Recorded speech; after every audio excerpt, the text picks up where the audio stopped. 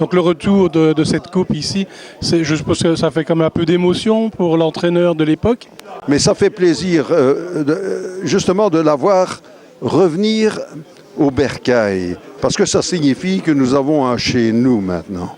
C'est un début, mais ces installations ici, impeccables, remarquables hein, d'ailleurs, hein, quand on les visite, ben, prouvent que nous avons un point d'attache réel, en dehors bien sûr du stade de Sray, où nous sommes des invités, je vais dire choyés, hein, parce que nous sommes là comme si on était à la maison, mais ce n'est pas chez nous. Alors voilà, il y a un symbole, là, la coupe revient à la maison. Ah ben oui, on a une maison maintenant.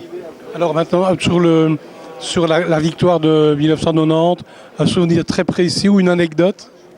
Oh, à cette époque-là, je me souviens, il y avait quelques frictions sur la ligne qui me reliait à notre ami Malbassa, Nebosha Malbassa, joueur exemplaire s'il en est. Et alors là, le but qu'il a marqué ce jour-là a constitué pour lui plus qu'un but en finale de la Coupe de Belgique. Hein. Et moi, ça m'a fait tout autant plaisir qu'à lui, bien sûr, parce que nos objectifs sont absolument identiques, c'est gagner avec l'équipe. Et il avait cette mentalité-là de vivre, de prester dans le collectif. Même s'il était ce jour-là sur le banc au début de match. Ben oui, mais c'est magnifique, c'est ce qu'on attend parfois, je ne dis pas toujours, mais c'est ce qu'on attend parfois d'un garçon qu'on met sur le banc une ou deux fois, parce que, bon, tout ça est toujours subjectif, une sélection. Hein. Une sélection, ça signifie élimination d'abord. Avant de sélectionner quelqu'un, on doit éliminer quelqu'un d'autre. Hein. Donc, il a réagi sur le terrain avec la rage de réussir dans son entreprise, c'est-à-dire marquer, et il l'a fait. Alors là, c'est magnifique, parce que s'il est un joueur qui méritait, et qui le mérite toujours aujourd'hui d'ailleurs, hein, le respect, c'est bien lui, hein, un très très grand professionnel. Mais bon, il pouvait se fâcher aussi, râler, hein, oh là là, mais ça se terminait quand même toujours bien.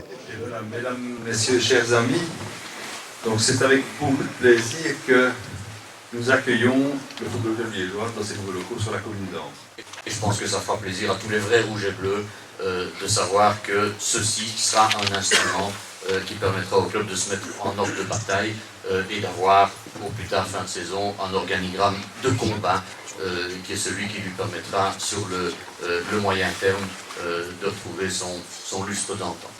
Nous recevons donc avec immense plaisir nos amis et nous les recevons d'autant plus volontiers qu'ils nous ramènent notre Coupe de Belgique, le dernier trophée du club, et ça fait un bien fou à tous les supporters de Liège. Grâce à cette identité et grâce aussi à la ferveur des supporters, malgré l'absence de stade, le club a survécu. Donc ça, c'est un exploit unique. Parce que ça veut dire sans stade, sans locaux, sans identité, sans stabilisation. Et je pense que pour ça, il faut vraiment remercier les supporters. Donc, de nos conversations, enfin, Allons-y. ouais. Donc, de nos conversations, il ressort que si le club accède à la deuxième nationale, stade, il y aura. Donc, très proche d'ici, mais donc voilà, l'engagement est pris. Il correspond à une volonté profonde de beaucoup de monde à Liège et dans la région liégeoise, et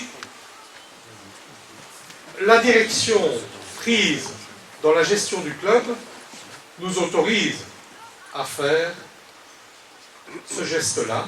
En tout cas, les jeunes, c'est plus important que le reste, donc ça on l'a fait tout de suite, en profitant d'une opportunité sur recours.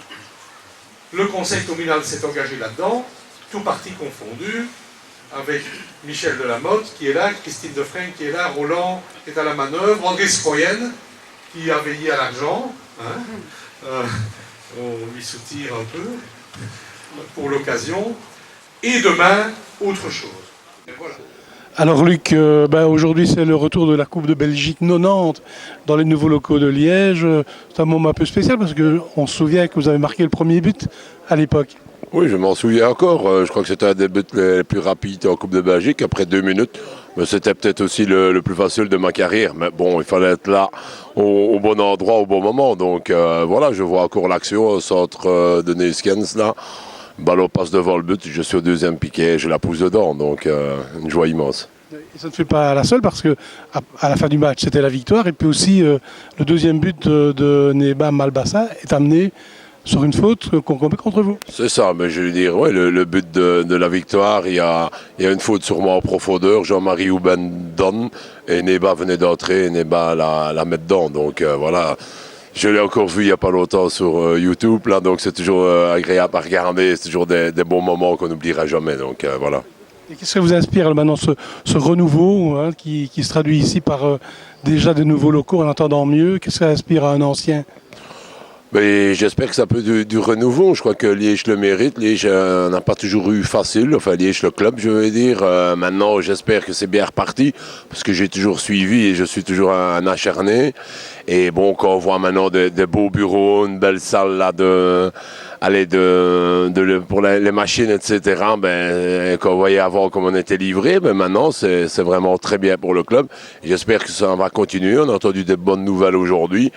Moi qui suis toujours rouge et bleu à 200%, donc ça fait plaisir et j'espère que Liège est vraiment bien relancé.